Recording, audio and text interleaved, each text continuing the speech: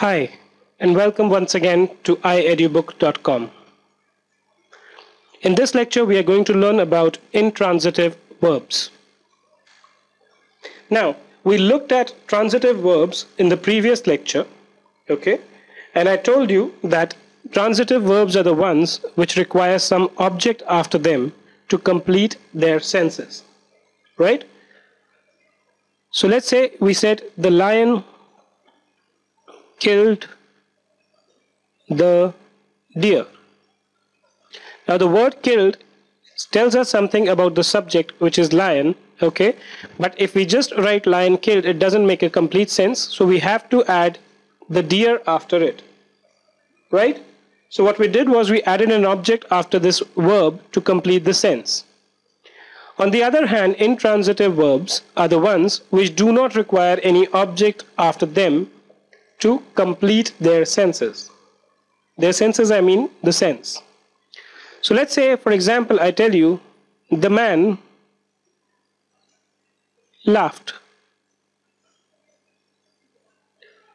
Now here, man is the subject and laughed is the verb, right?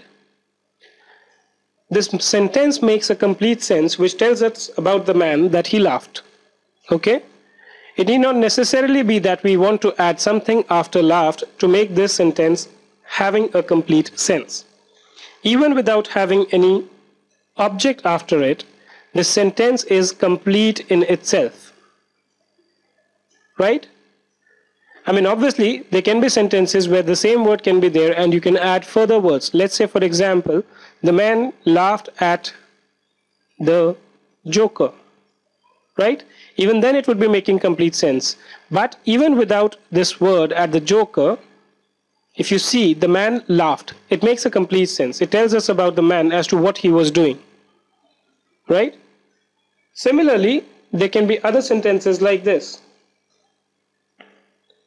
The baby was born. Again, the subject is what? The subject is basically the baby, right? And born is a verb which describes as to what the subject is doing. This verb is an intransitive verb because once you say the baby was born, you don't need to put in any additional word here. The sentence in itself makes a complete sense. It tells us about the subject, about the baby, that he was born, right? Again, you can add some more words after this. The baby was born in Delhi. More specific. But is it necessary? The answer is no, right? Then you can write the star twinkle. The word twinkle describes about the subject, which is the star, right? It tells us what do the star do. They twinkle, okay? But do I need to necessarily add some more words to make this sentence? No. This tells us about the quality of the star. What do they do? What does the subject do? You need not necessarily have any more words after this for this to make a complete sense. This is a sentence which makes a complete sense. This does not require any objects to be added after it to make it complete, okay? And therefore these are known as intransitive verbs, right? There can be some other examples also for intransitive words. What are these? Let me just give them to you. The girl was crying.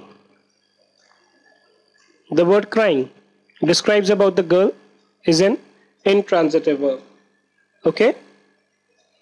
Similarly, you can have many more intransitive verbs. You can refer to any of your textbooks to see more examples around intransitive verbs, okay? With that, I would like to close this video. Again, as usual, my request, if you like this video, please hit the like button at the bottom, okay? Or at the top side of the screen over here.